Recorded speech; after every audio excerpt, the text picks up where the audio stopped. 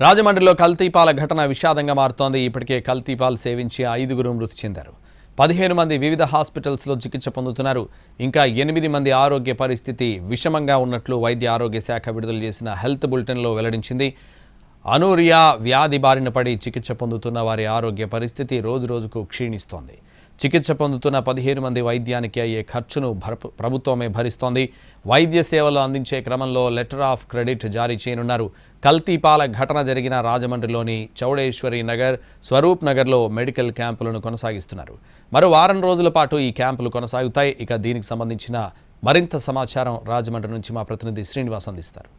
రాజమండ్రిలోని కల్తీపాలు ఘటన విషాదంగా మలుపు తిరుగుతుంది. అయితే ఇప్పుడు ఇంకా 8 మంది పరిస్థితి విషమంగా ఉన్నట్లుగా హెల్త్ బులెటిన్లో పేర్కొనడం జరిగింది. అయితే ఇప్పటి వరకు కూడా చూసినట్లయితే రాజమండ్రిలోని వివిధ హాస్పిటల్లో మొత్తం ఇంకా 15 మంది అనూరియా వ్యాధితోటి బాధపడటం జరుగుతుంది. వాళ్ళ కిడ్నీ సమస్యలతో పాటు అనూరియా బారిన పడి వాళ్ళందరూ కూడా చికిత్స పొందడం జరుగుతుంది. వీళ్ళందరూ కూడా రాజమండ్రిలోని వివిధ హాస్పిటల్లో ఇంకా వాళ్ళందరూ కూడా చికిత్స పొందుతున్నారు. ఇక్కడ చూస్తున్నాం మనం ప్రస్తుతం ఈ ఏరియాలోనే ఎక్కువగా ఎఫెక్ట్ చెందిందంతా కూడా రాజమండ్రిలోని లాలా చెరువు ప్రాంతంలో ఉన్న ఈ చౌడేశ్వరి నగర ప్రాంతంలోనే ఇక్కడ ఇదంతా కూడా జరగడం జరిగింది. అందుకని ఇక్కడ మెడికల్ క్యాంపును కూడా నిర్వహించడం జరుగుతున్నది. ఇక్కడ మెడికల్ క్యాంపు ద్వారా ఇంటింటికి కూడా సర్వే నిర్వహించడం జరుగుతుంది. అయితే అక్కడ కోరుకొండ మండలం నర్సాపురంలోని వరలక్ష్మి అని చెప్పేసి పాల డైరీ అనధికారికంగా నిర్వహిస్తున్న ఆ పాల డైరీలోని శీతలీకరణకు సంబంధించి అక్కడ కూలెంట్లోని ఇథిలిన్ గైక్లోనిన్ అని చెప్పేసి ఆ పదార్థం ఈ పాల్లో కలవడం కారణంగానే ఈ ఎఫెక్ట్ జరిగింది. పాలు కల్తీ అయ్యి ఇంతమంది అప్పటికే 5గురు మృతి చెందడం జరిగింది. అయితే ఇంతమందికి ఎఫెక్ట్ కావడానికి కారణం అదేనని చెప్పేసి అయితే అధికారులు అయితే నిర్ధారించడం జరిగింది. ఇక్కడ స్వరూప్ నగర్ అని చెప్పేసి ఈ స్వరూప్ నగర్ ప్రాంతాలకు సంబంధించిన 6 కుటుంబాలకు సంబంధించిన వారు మాత్రమే ఇప్పుడు ఈ దీనికి వలన అనారోగ్యం పాలు కావడం కూడా జరిగింది. వాళ్ళందరికీ కూడా కిడ్నీ సమస్యలతో పాటు అలాగే అనూరియా వ్యాధితోటి వాళ్ళందరూ కూడా డయేరియా అవి కూడా ఉండి అనూరియా వ్యాధితోటి వాళ్ళందరూ కూడా బాధపడటం జరుగుతున్నది. దీంతో ఇక్కడ ఈ ప్రాంతాల్లో ఉన్న మొత్తం అతడు ఎవరికైతే పాలు పోస్తున్నారో వాళ్ళ కుటుంబాలన్నీ కూడా 106 కుటుంబాలను గుర్తించి ఆ 106 కుటుంబాల్లోని వాళ్ళకి కూడా పరీక్షలు నిర్వహించి రక్త నమూనాలన్నీ కూడా సేకరించడం జరిగింది. ఇక్కడ ఏ రకంగా ఉన్నది ఇక్కడ మన దగ్గర డాక్టర్ జగదీష్ గారు ఉన్నారు. ఆయన అడిగి తెలుసుకుందాం.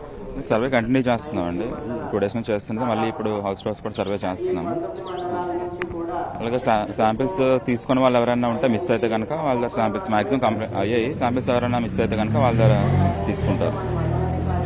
పాలు తాగిన వాళ్ళేనండి లేకపోతే ఇంకెవరైనా?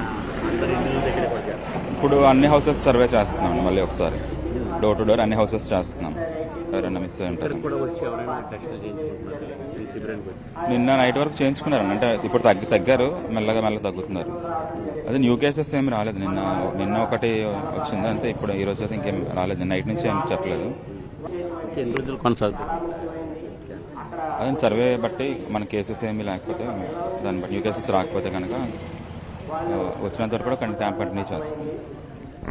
అయితే మొత్తం 900 మందికి అయితే ఈ సర్వేలో ఇంటింటి డోర్ టు డోర్కి వెళ్ళి వాళ్ళందరికీ కూడా రక్త నమూనాలు సేకరించి వాళ్ళందరికీ కూడా పరీక్షలు చేయాలని చెప్పి నిర్ణయించడం జరిగింది. దానిలో భాగంగానే ఇప్పటి వరకు కూడా 354 మందికి ఇప్పుడు రక్త పరీక్షలన్నీ నిర్వహించడం జరుగుతుంది.